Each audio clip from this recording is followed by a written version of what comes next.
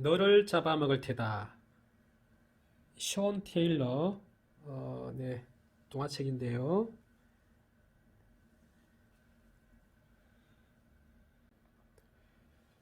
오늘 여러분에게 우리 어린이들이 이렇게 이야기책을 읽으면서 어떻게 어휘 학습을 하는지, 어떻게 해서 어휘에 대한 개념을 학습하게 되는지 말씀을 드리려고 합니다. 우리가 시나브로라는 말을 하죠. 부지, 불식간에 이런 말도 합니다. 자기 자신도 모르게 알게 되는 경우에 그런 말을 사용하는데요. 그런데 조금 더 들여다보면, 자세하게 들여다보면, 오히려 우리가 이런 읽기 학습, 이야기책을 읽으면서 또, 우리 아이들이 이야기책을 읽을 때 누군가의 어떤 지원, 도움, 안내, 협력, 그런 부분들이 우리 아이들의 어휘력을 확장시키는 데 큰 힘이 됩니다. 여러분, 이 그림을 한번 보세요. 사나운 곰이 사는 숲이라고 되어 있죠. 사나운 곰이 사는 숲. 사나운이란 말에 집중해 주시기 바랍니다. 사나운. 사나운의 어떤 아마 원형은 사납다이겠죠. 사납다. 사납다란 말에 대한 개념을 어떻게 학습하는지 이제 한번 보는 겁니다. 우리가 보통 곰이라고 하면 아마 우리 아이들이 자라면서 가장 좋아하는 동물 중에 한 가지가 곰입니다. 곰.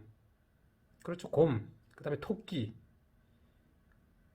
저는 뭐 인형과 함께 지내는 그런 세대는 아니었지만 제가 또 학생들을 가르치면서 부모님하고 대화를 나눠보면 곰과 토끼를 가장 선호했던 것 같아요. 뭐 지금은 또 뭐 다양한 캐릭터가 나오니까 좀 달라졌겠지만, 그런데 여러분 보세요. 그런데 그런 사랑스러운 곰이 여기서는 어떻습니까?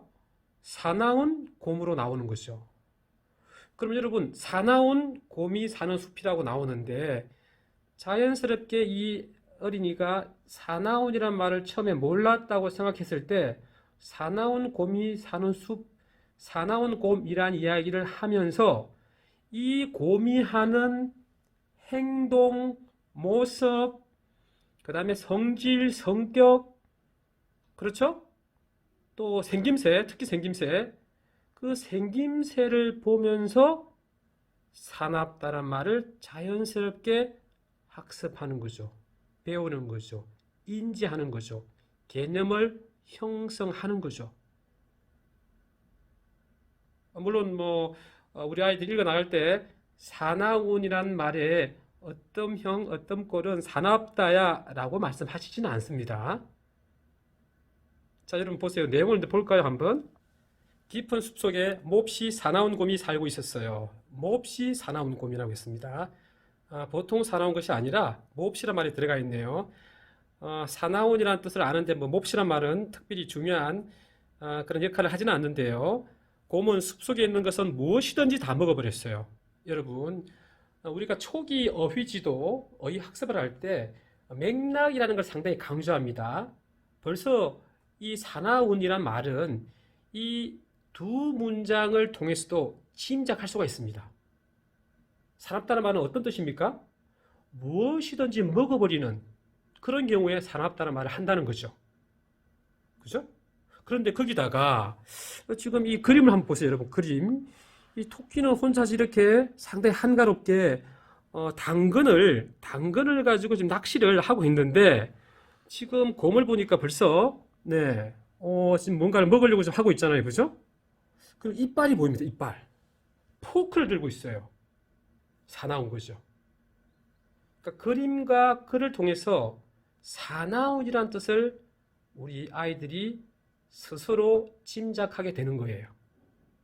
물론 이런 상태에서 우리 선생님이나 부모님께서 사나운이란 말이 사납다에서 비롯됐다는 말을 알려주면 뭐 그거는 더할 나위 없이 좋은 어떤 상황이겠지만 뭐 구태여 그런 말씀 하시지 않더라도 사나운이란 뜻을 개념을 스스로 만들어가는 거죠.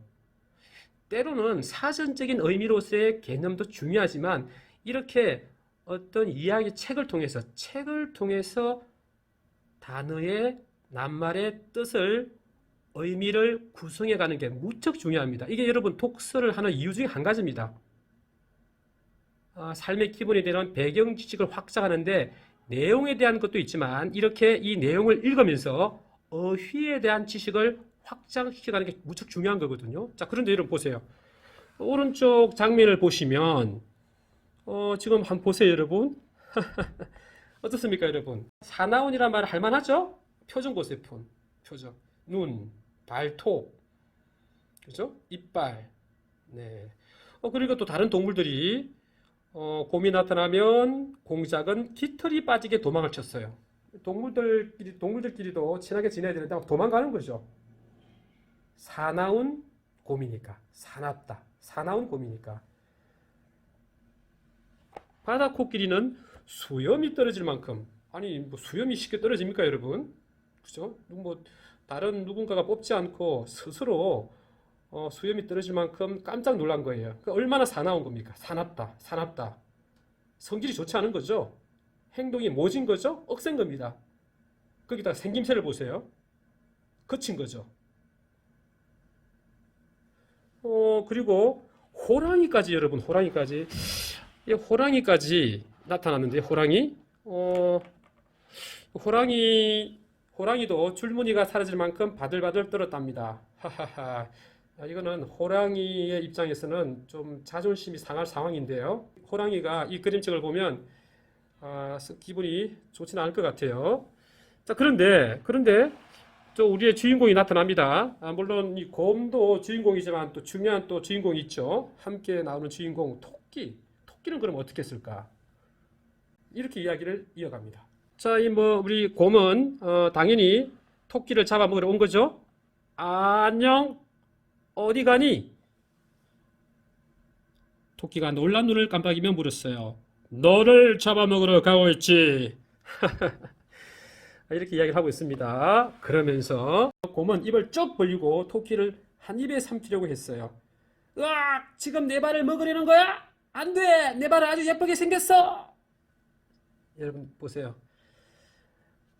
자, 이렇게 귀엽고 또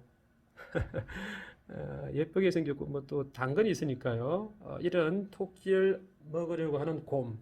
이 곰을 보면서 우리 어린이는 사나운이란 단어의 개념을 자신도 모르게 신압으로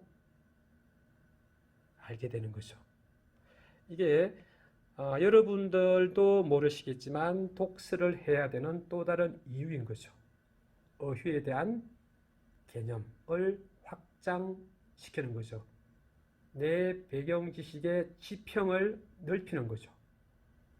벌써 여러분 두 쪽, 세 쪽만 넘겨도 사나운이란 그 의미를 스스로 짐작하겠죠. 사납다, 사나운. 네. 자, 오늘은 여러분 우리 자녀들이 읽고 있는 수없이 많은 책, 그 책을 읽을 때 우리 자녀들이, 우리 아이들이 자연스럽게 자신도 모르게 어휘에 대한 지식을, 어휘에 대한 개념을 넓혀간다. 그걸 알고 계시는 부모님이라면 한 번 정도라도 물어볼 수 있는 거죠. 사나운이라는 말을 넣어서 또 뭐 말을 하게 할 수도 있겠죠. 그런 경우에는 상당히 적극적인 그런 어휘 확장을 위한 또 지도 방법인데요. 그런 부분을 알고 계시면 우리 자녀들이 또 독서를 하는데, 책을 읽게 하는데 또 다른 힘이 될 수 있습니다.